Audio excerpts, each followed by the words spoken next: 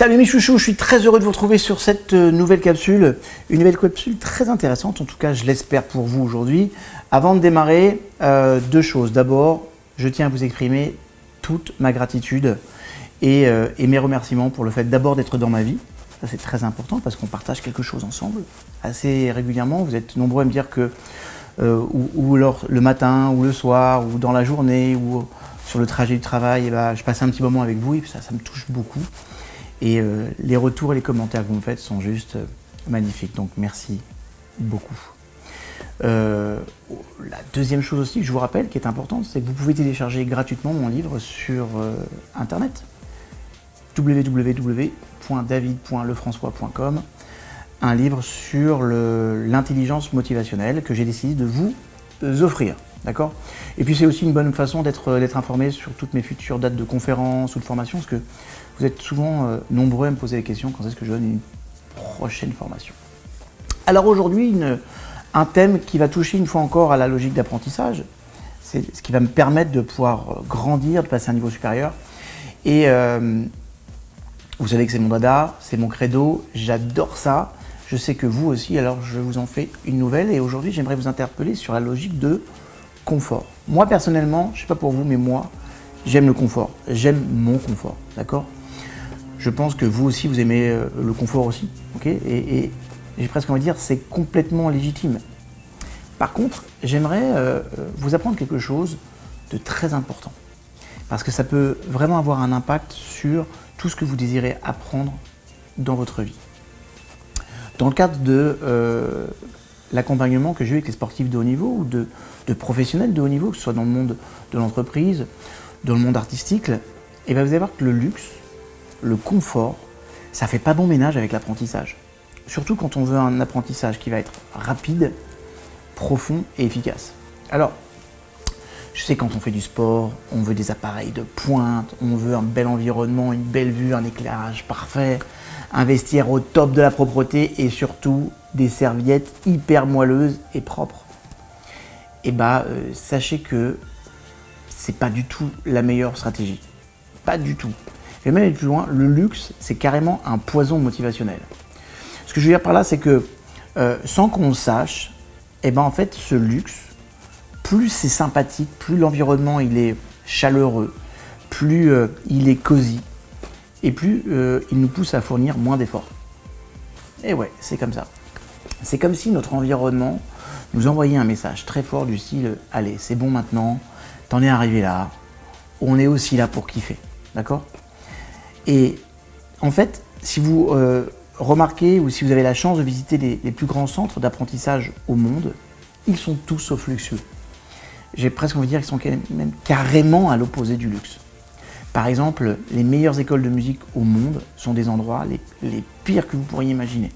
Franchement, parfois c'est dans à Atlanta, il y a une école de musique qui a sorti les plus grands, à Vegas aussi, à Dallas aussi.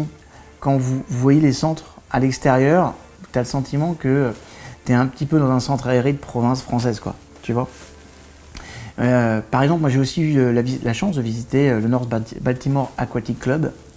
Alors c'est un club qui est juste géantissime parce que c'est le club qui a fabriqué le plus grand nombre de médaillés olympiques américains en natation. D'accord ? Michael Phelps, le grand Michael Phelps, multiple, je crois que c'est le plus titré en termes de natation aujourd'hui. Ok ? Lui et puis plein d'autres médaillés, moi j'en connais au moins 4 qui sont sortis de cette école. Et quand vous allez dans ce club, le club il est tellement pourri à l'extérieur. Moi je pensais qu'on était dans une zone un peu désaffectée, que à la limite le bâtiment il était à vendre, quoi. D'accord ? Et je sais pas si vous le savez, mais dans le monde de l'apprentissage scolaire, il y a des normes qui établissent quels sont les pays qui sont les plus performants au monde. Il faut savoir qu'il y a 2 pays qui reviennent systématiquement à la première et la deuxième classe et ils se tirent la bourre depuis à peu près 10 ans. Ce sont la Finlande et la Corée du Sud.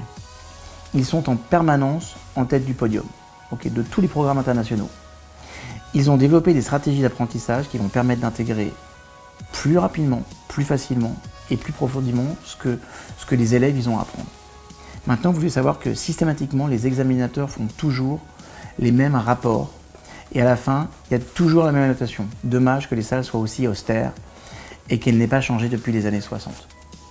Donc on n'est pas dans du summum du luxe, d'apprentissage, on est vraiment dans quelque chose de plutôt austère.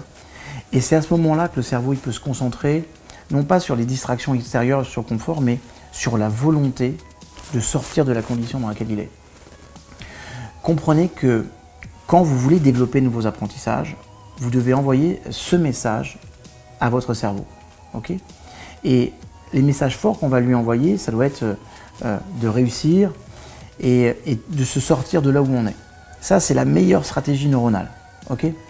Ça veut dire que les espaces simples, les espaces qui sont modestes, vous aident à vous concentrer. Et toutes les études ont démontré que ce type d'espace favorise l'acceptation de répéter en permanence, que ce soit les gestes, les gammes si vous faites de la musique, ou de se remettre au travail et éventuellement de revoir sa copie. Il y a des tests qui ont été faits sur l'université de UCLA, à Los Angeles, et ils ont montré que les élèves qui étaient placés dans une partie de la bibliothèque qui était plutôt un peu froide, un peu austère, plutôt que ceux qui étaient dans une autre partie qui était un petit peu plus moderne, eh bien, ceux qui étaient dans la partie la plus austère n'hésitaient pas à refaire le travail s'ils le jugeaient pas à la hauteur. Alors que quand on est dans un environnement favorable et agréable, eh ben, on se laisse plus facilement aller parce qu'on a envie de profiter de la vie, quoi. D'accord ? Ce qui peut se comprendre. En fait, quand on est dans ce genre d'environnement fort et un peu austère, le cerveau nous envoie un message du style « Allez, tiens le coup, tu répètes, tu te bats et tu vas jusqu'au bout. » Okay ? Moi, par exemple, en ce qui me concerne, quand j'écris un nouveau livre, je choisis toujours un endroit qui est modeste, à l'extérieur de chez moi, afin que mon esprit ne soit pas attiré par toutes les distractions qu'un bel environnement peut proposer. Okay ? J'ai essayé d'écrire au bord de la plage.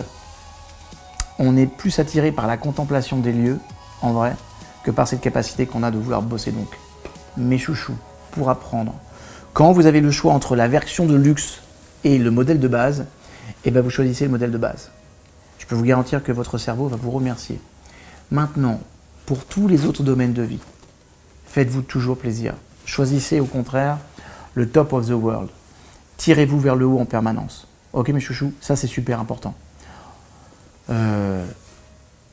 Faites bien attention à votre environnement.